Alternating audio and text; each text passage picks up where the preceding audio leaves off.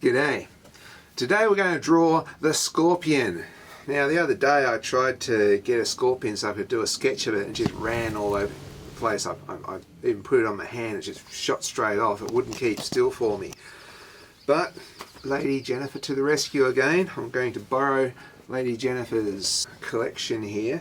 And here we have a little scorpion. She's got a scorpion in her collection.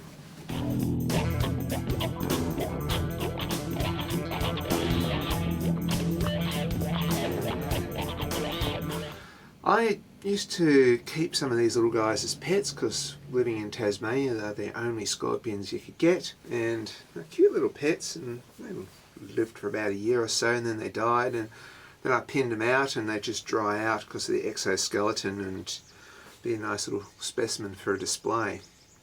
So in Tasmania you've got these tiny little things, but in Southeast Asia, like Philippines and Thailand and places like that, you get them this big. How'd you like that? Crawling up your trouser leg. Beauty, isn't it? Spot for choice here, but I think I'll draw the Tasmanian one. Save him for another how to draw scorpion session.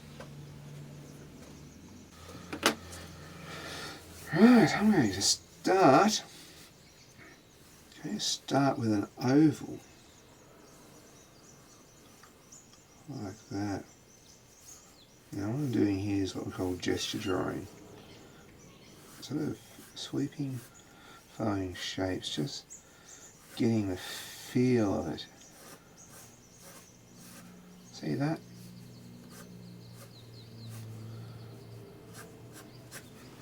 That's why I call it gesture drawing of a scorpion. Tail, body, arms. So it gives you the feeling of it. Now,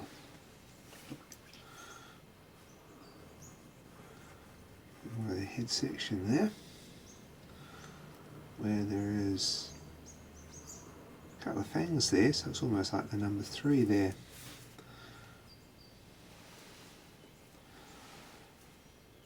And we've got segments on the body. First of all, we've got a large segment here, followed by smaller segments.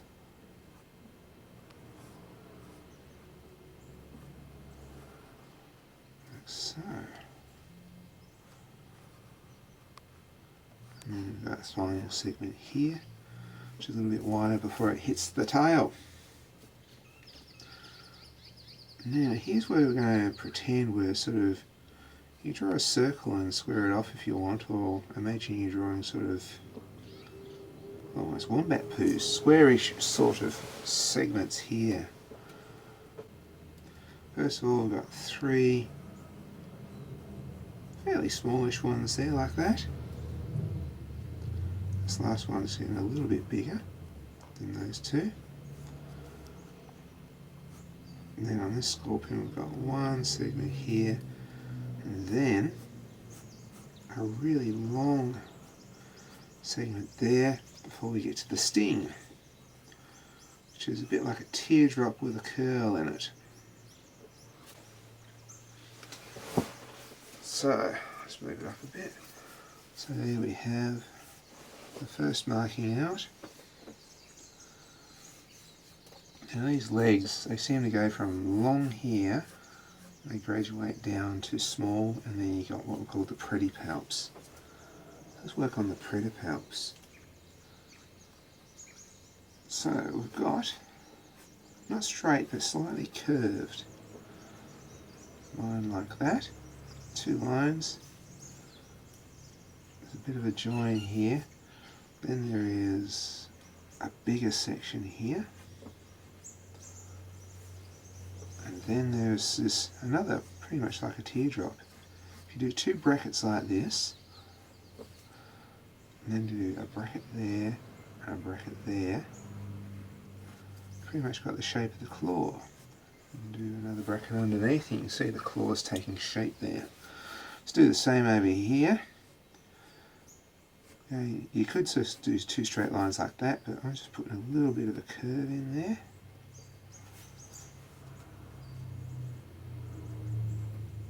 Segment there. A couple of brackets there to beefing that up a bit. And again, we've got bracket, bracket, then bracket, bracket like that. Let's sneak another one underneath there like this. Another two, then we've got our claw. So this is still all the marking out yet. So now, observation's great here. Over here, I'm going to do some joins here. 1, 2, 3, 4. I like little semicircles there. And let's do the same on the other side.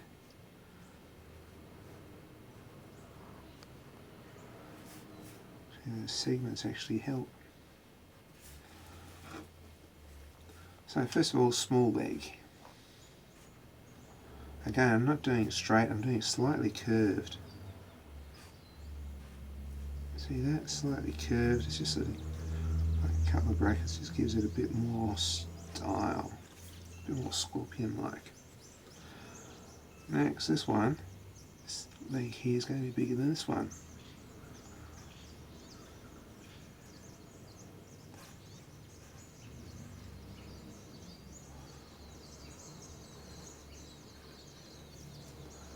And now this one is going to be bigger still.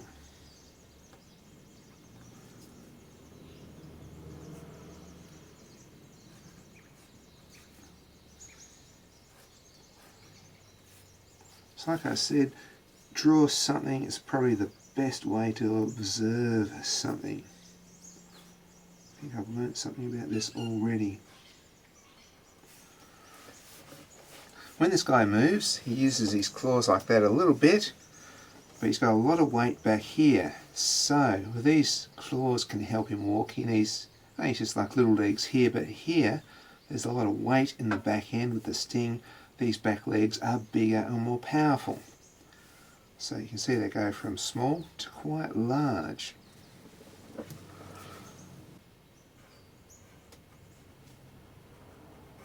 So I sort of look at that measurement, do it there, that measurement, do it there, and this sort of gives me the right size. Each time I'm aiming over here for reference.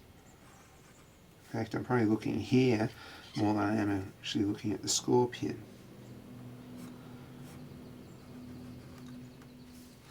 There's some really delicate details here, and this is another way of appreciating nature or appreciating beauty if you draw something. At first glance, a lot of people think the scorpion is ugly, you know, but to get a close look and appreciate all the little segments and the details, you start seeing it as a thing of beauty. I'm going to do a bit here, the front of the head. And the funny thing is, these scorpions, they seem to have what look like eyes here. Maybe they are eyes. Now of course this is going to have lots of shading on it, but we're going to make it look shiny, so it's going to be a bit of a shine going through there, so I'm just sort of marking out a few spots where it might be shiny. And then I'm just going to put first of all a grey tone, so the light's sort of coming down at this angle here.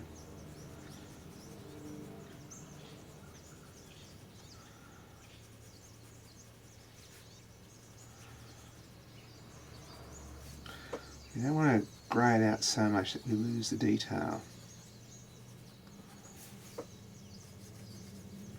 Just gently shading all the other body parts.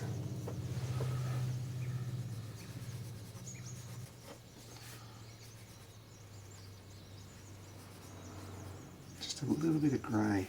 So I'm doing this very gentle. Now comes more detail.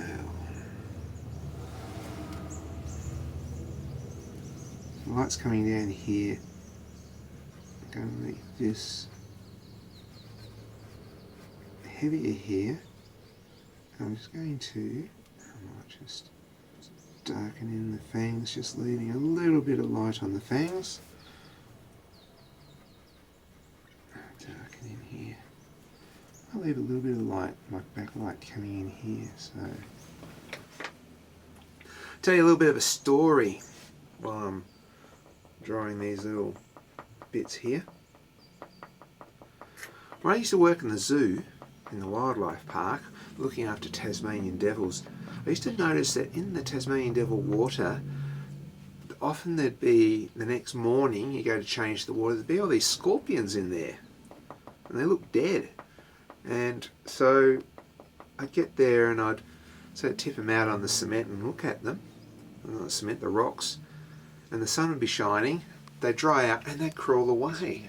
I thought, this is really strange behaviour. I thought, is it because there's meat on the mouth of the devil they lick and it attracts it? I mean, you get ants that are attracted to the meat that devils leave, the scraps, and then you get the lizards coming in interested in the ants, and sometimes you see lizards licking the fangs of a Tasmanian devil, but I didn't think this has anything to do with what the scorpions were doing in the devil water. I couldn't work it out. But then I realised, and this is just my theory, that scorpions have parasites too. Tiny itty bitty little mites, and of course the scorpion's like so big you can hardly even see it. The mites must be extremely small, and if these guys were to lay in water, they might drown the mites. But it looked like they were in danger of drowning themselves too, but they never did. They always pulled through and off they went. Very rarely did you actually have a dead scorpion specimen in the Tasmanian devil water. But anyway, that's an interesting little story, is it not? About scorpions. So just building up a texture. And if you work on textures, it can often make your drawings look a lot more realistic. Just get those textures right.